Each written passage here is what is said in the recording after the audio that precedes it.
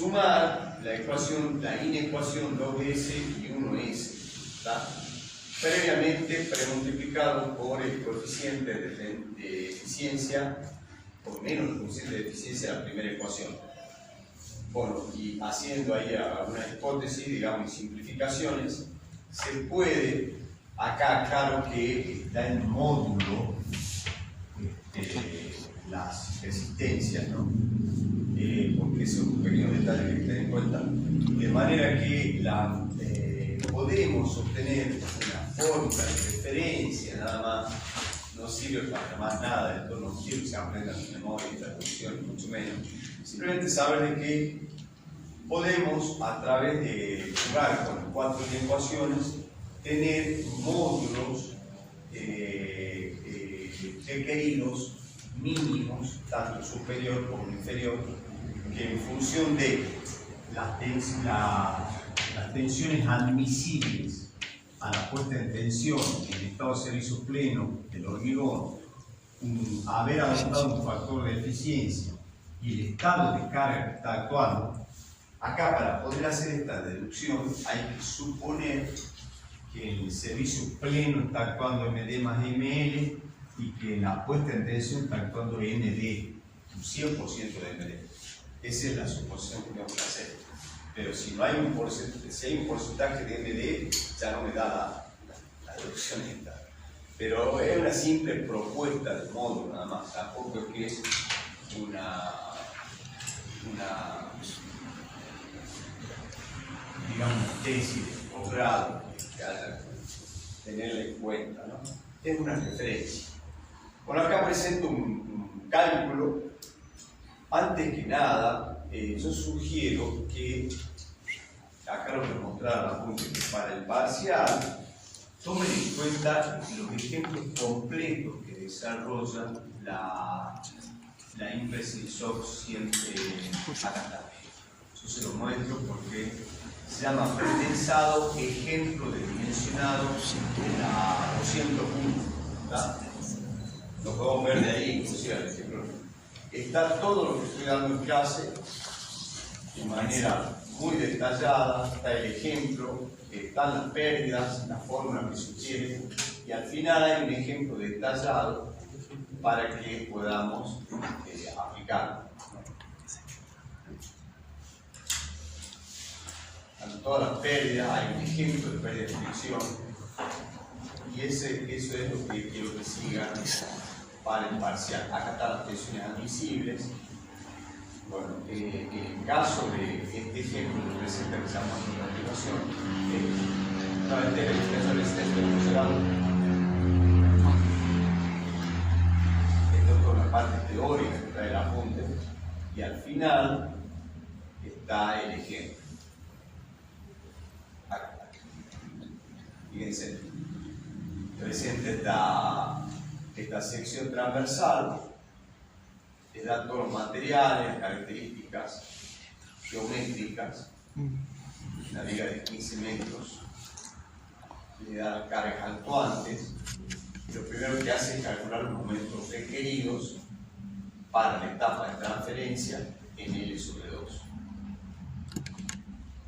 Y luego calcula los momentos requeridos, las tensiones admisibles a la puesta en tensión y en el momento de carga plena. También calcula las tensiones admisibles para el pretensado. Fíjense que la menor, para calcular el número de cordones, generalmente usamos entre 0,74 y 0,82 de FPI, que da 1379. Para calcular el número de cordones.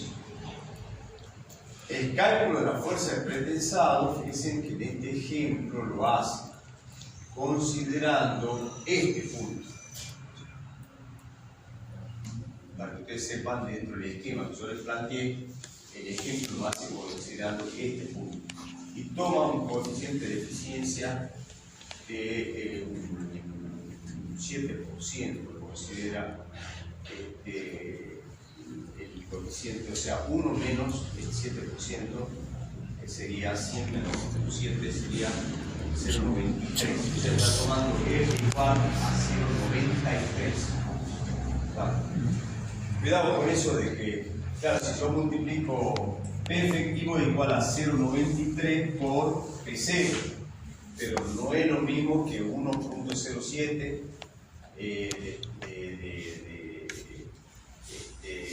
aumentar la carga efectiva. Tengan cuidado con eso.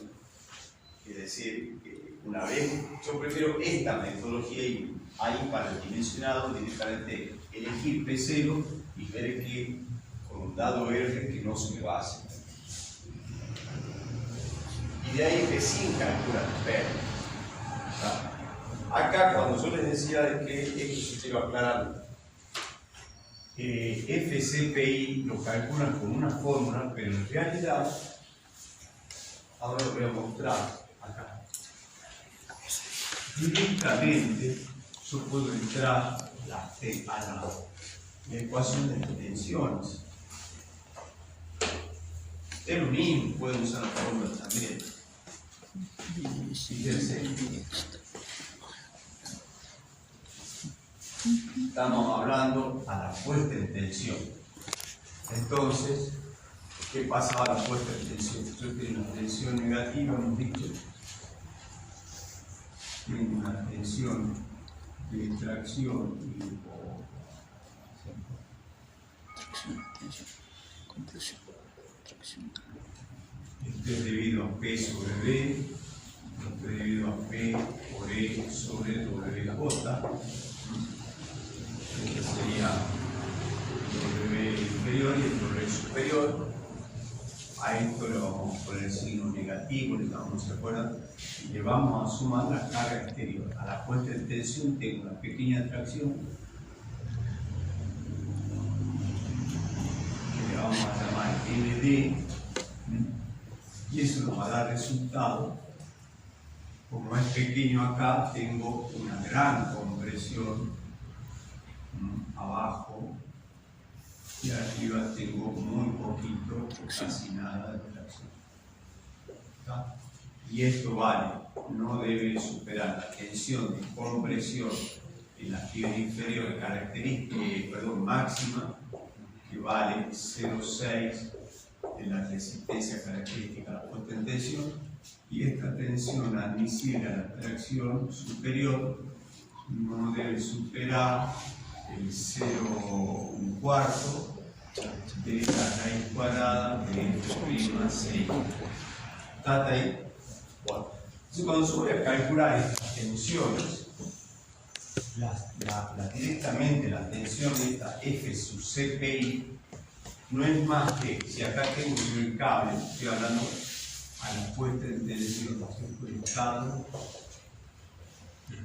le vamos a llamar estado 2 o estado instantáneo. Entonces, acá yo tengo el eje neutro, el cable, supongamos que se aplica acá a la vaina. ¿Está? Entonces, a esta altura, que lo vamos a llamar piso centroide de pretensado, que sería el eje de la vaina en principio, también hemos llamado E, ¿se acuerdan? A esa altura yo tengo que calcular cuál es la tensión resultante, y esta es la tensión resultante. Esta es la F sub CPI que es dichosa, hay que calcular, que no es más que la tensión actuante F sub la tensión actuante en el pretensado, que es la suma de estas dos negativas, menos la tensión a esta es la que se llama FG. Y acá, porque la resta, está considerando positiva la de compresión, y le resta la de tracción. ¿Se entendió entonces? Sí. Si yo tengo el diagrama de tensión aquel hecho y planteado, es muy fácil, es directamente saco el diagrama de tensión esta, cuánto es esta tensión, y esa es la tensión que va en la prenda.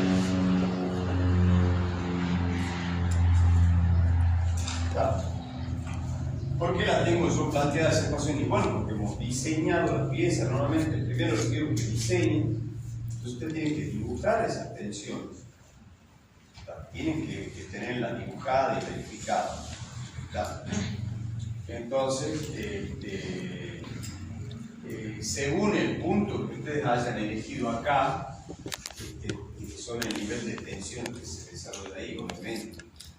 Bueno, ¿qué más tenemos? Las pérdidas. Bueno, acá tenemos las pérdidas por contracción, que es una fórmula. No entra el nivel de tensiones. Luego tenemos las pérdidas por fluencia, y ahí vuelve a entrar una expresión parecida, pero ya estamos en el estado de servicio pleno. Volvemos a hacer todo el diagrama de tensiones, ¿no es cierto? Consideramos rápidamente, ¿no es cierto? Pero ahora tenemos que una gran tracción acá, y por ende el diagrama este se nos invierte, ¿no es cierto? Tenemos una compresión importante arriba y una tracción abajo. ¿Está? Ahora fíjense que a la altura de esto, bueno, tendremos otro tipo de tensión que habrá que tener cuidado. Ese es el esquema de tensión que va a entrar. Es decir, ¿qué es lo que ha cambiado? Que le agregamos la tensión que está actuando, las cargas que se agregan después del pretensado. Pero ojo, hay que tener en cuenta que esto es en un estado, perdón, acá me equivoqué, en un estado este es un estado de carga plena, no en el estado S, sino en el estado de servicio, no se llama servicio, se llama estado T infinito, es decir, cuando actúan todas pero sin el cambio de diseño, sin la carga de servicio. Entonces acá tenemos, esto es para detener las pérdidas nada más, no es para diseñar. Acá le sumamos un poco más de tracción que esta, porque acá actúa un porcentaje de los D y acá actúa el 100% de la D. Este diagrama voy a dar muy parecido a aquel, pero la tensión varía acá abajo, sigue dando la tensión alta. ¿Pero cuánto el porcentaje que vale arriba?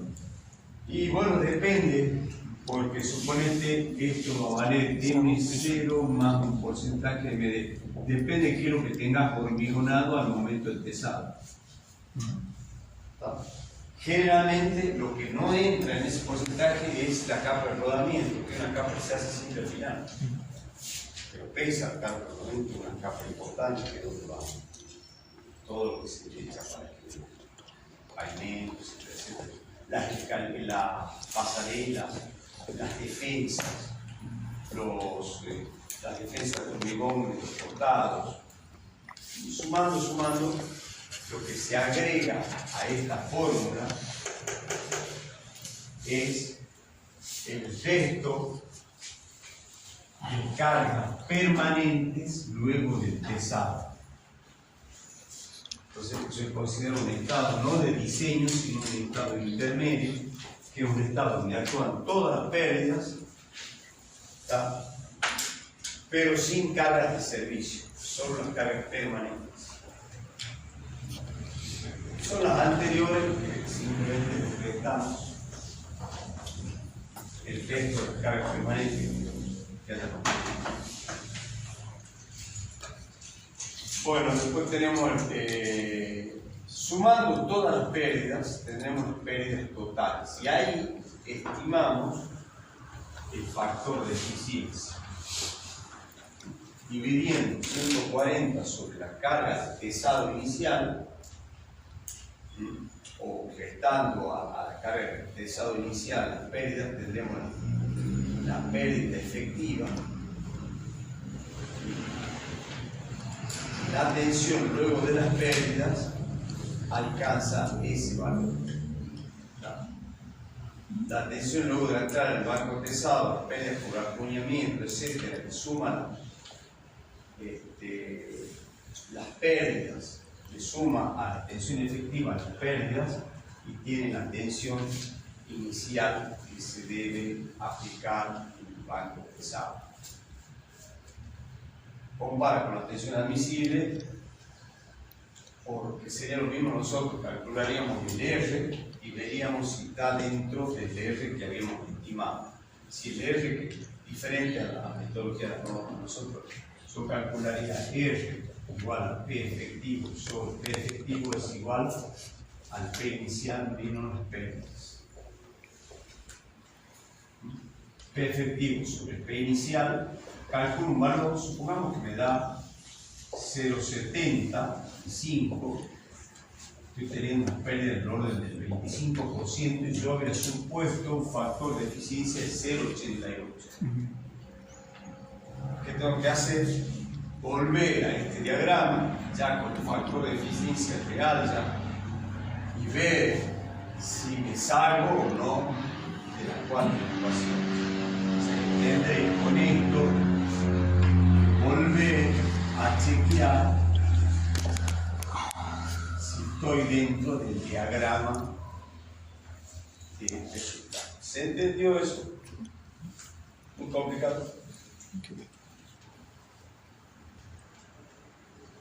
Eso es lo que normalmente se pide en parcial. Que hagan el diseño en flexión y el cálculo de pérdidas. Están durmiendo o algo. No se van a acordar nada. Pero más o menos han entendido algo. Gracias a Dios hay un ejemplo resuelto y hay, digamos, consejos y todo eso. Que ustedes pueden consultar. ¿Hacemos de caso? Bueno.